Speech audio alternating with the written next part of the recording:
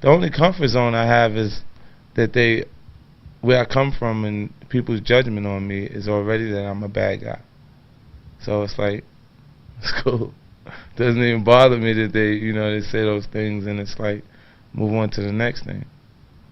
Like even when Ja Rule, he had a meeting with Minister Farrakhan, and the timing towards that meeting made that situation not serious. It couldn't be a serious attempt to resolve the situation, and they aired the interview the day before his album came out. So it was like promotions in my eyes. You know what I mean? Like, you don't try to resolve a situation with one side of a situation. You need both parties to resolve it. And I don't think that that's something that you would air if you were serious. Like, it just, well, but I still haven't seen Minister Farrakhan, because of the way I felt about the way the situation went on. And to the younger crowd, I don't think the younger kids understand the significance of Minister Farrakhan because he comes from a different time. My grandparents do. And to them, I got to explain why I'm not going to speak to Minister Farrakhan at that particular point, And I'm sure there was other people out there that looked and was like, he's just the bad guy. Perception-wise of, what their take on me is for not going to see Minister Farrakhan because of the respect they have for him. But it's cool though, because people are just gonna pass, judgment on him. I already got used to it, so it's like, I'll be whatever you want me to be. This is the very first time someone asked me about that article and interview when from Playboy. They said what they wanted to say without me, because I wasn't actually, being interviewed or active at the time. But I sat with the guy that interviewed me for Playboy, and after about an hour into the interview, I realized that he was like had a little sugar in his tank.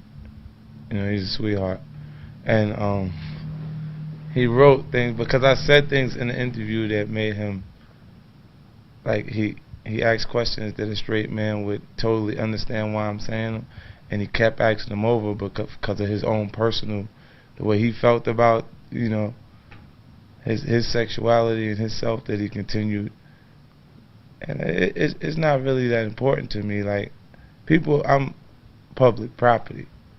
Like, it used to bother me if people say things about me for no reason. I want to go see why.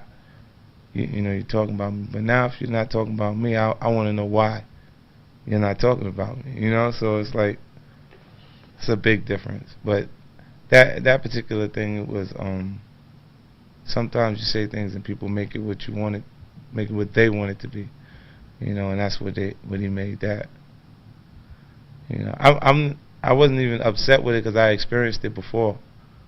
But I kind of knew that he was going to write something like that because he called back to ask me questions about the things that I said prior, and he just kept asking the same questions. Like, he couldn't get off of the gay thing. Like, he kept staying there or whatever, and I was like, I had to ask him. I said, are you gay, or do you hang out with gay people? Anybody who's straight understands what I'm saying to you. It's a difference between preference and prejudice. You know what I mean? And he just continued with the questions, and I was like, till I had enough of hearing, I was just like, let him write what he wants, and it's cool.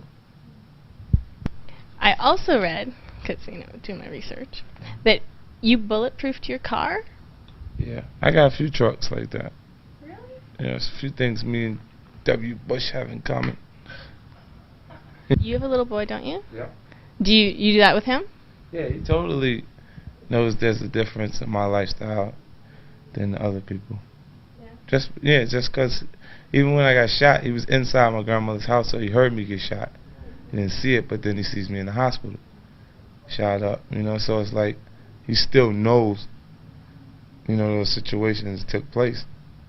So it's like a little different. I was able, the finances that I acquired over the last year allowed me to change his environment, You know, so I'm able to move him into a different area where he can be a little kid. You know, I didn't really have much of a childhood. But their parents are still have that role. You know, it's still their job to explain life to their children and be the role model for them. The things I say in my music are a reflection of the environment that I come from. And I don't plan on changing that very much. You know, the advisory sticker on the album says that this is adult music. You know, so if a kid is too young to understand it, you should explain it to him. The same way you should sit with that kid if the film is R-rated. You know, and we don't. Everybody doesn't sit next to the cable television and go, "Don't watch that. That's R-rated." You know what I mean? Like you can only watch Nickelodeon. Nah, kids is watching whatever's on TV. You know, that's how they absorb so much information so fast.